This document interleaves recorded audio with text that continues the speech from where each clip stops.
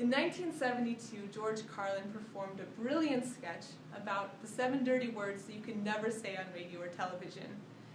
He was arrested for performing this sketch. He was arrested for disturbing the peace while he was performing in Milwaukee, Wisconsin during a summer fest. This case went all the way to the Supreme Court.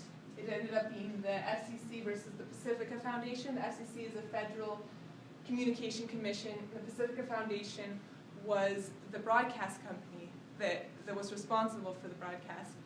And it was initially dismissed. The court said that it was indecent but not obscene language, and it was dismissed. But a year later, a father was in a car listening to it with his son, and the broadcast came on the radio, and he filed a formal complaint with the FCC saying that he had no control over what his son was listening to, and he felt that somebody should be responsible for producing decent content.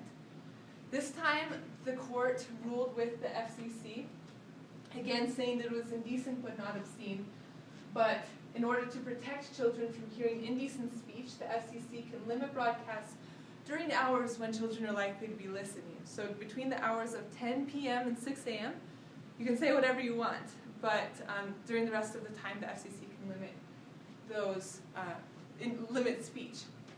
Now, what are the words? The words that you can't say on radio or television, the famous 7 words of George Carlin. Well, let me tell you. Shit, piss, fuck, cunt, cocksucker, motherfucker, and tits. And he added later, fart, turd, and twat. Now, we can look at these, and we can see that they're not all on the same level. A lot of these have become less taboo, but we still have a fine for saying them on radio or television, and we still don't want kids to hear these words. I'm going to ask some questions today that a lot of people wonder about and actually haven't gotten completely answered. Why do we have swear words? Why are there certain words that are taboo and others that are not? What is their cultural significance to us? What do they mean to us? Is it harmful or beneficial to prohibit their use, especially on electronic media, on broadcast media? And should children be protected from hearing them? Is it actually harmful to children? And what are the cultural repercussions of this lexical prohibition? These are questions that researchers have thought about for a long time and are still thinking about, still researching. To begin with, swearing has definite benefits. I think we glance over this a lot of the time. Professor Geraldine Horan of linguistics said that swearing, it's emotionally expressive. It helps you express your emotions in different ways. It gives catharsis when you're feeling frustrated or angry. It helps bring relief. For some people, it's an alternative to violence. It can help release anger, and it also relieves pain. This is interesting. There was a study done with college students where they were told to put their hand in ice cold water and leave it in as long as they could. Now, one group could swear as much as they wanted to, and then the other group couldn't. They could say whatever they wanted to, but they couldn't swear. And the people who could swear held their hands in the water for an average of 40 seconds longer than the people who couldn't. So it actually increases your pain tolerance. I think that's pretty cool. Again, relatively little research has been done on taboo words. I mean, there's so many questions left unanswered. We don't know why there's a gender difference between words or between swear usage. We don't know if it's actually harmful and how to measure that harm. We still are discovering a lot of this, and there's a lot of research left to do. Now, I did some of my own research. I went around Logan, Utah, asking some people, interviewing them about their swearing habits, whether or not they enjoy it, what their favorite words are, and what they think of people who swear if they don't swear. I found out some interesting things. A lot of the non-swearing habits come from religion. That's to be expected. Also, people are uncomfortable swearing on camera. They're aware that swearing is indecent, that it's possibly offensive, and are pretty skittish with swearing on camera. Also, most people pick up swearing habits from their family and friends. Now this is something backed up by Timothy J. He's the professor of psychology at MCLA. He's done a lot of research on taboo words.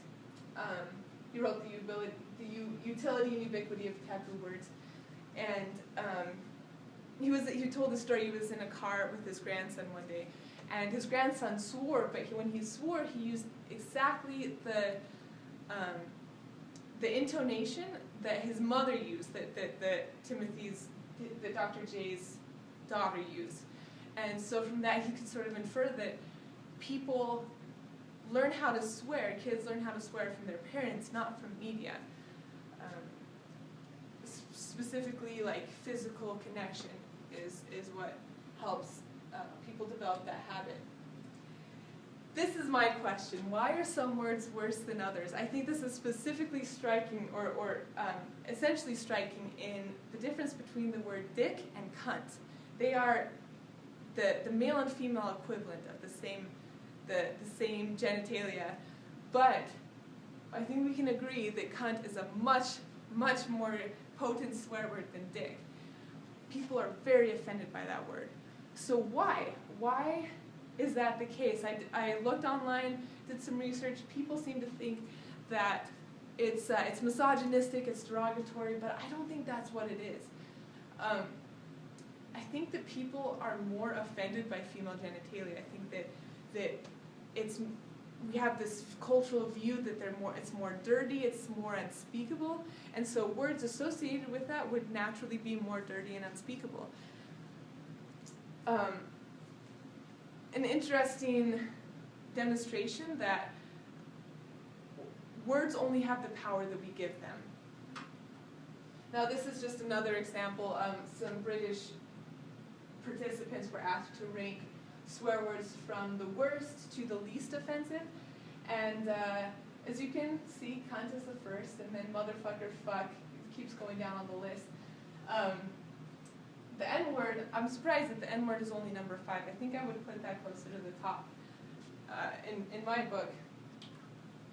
Now this is just a rundown of the most common used swear words around here. Damn and hell. What does it actually mean? It means they're essentially religious notions associated with eternal torment. Shit, daily bodily excretion, like everyone does it.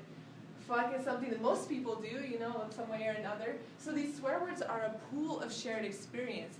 And as you can see, there's no logic here to why this is so, like the level of offensiveness. There's no real, there's no logic to how we use language.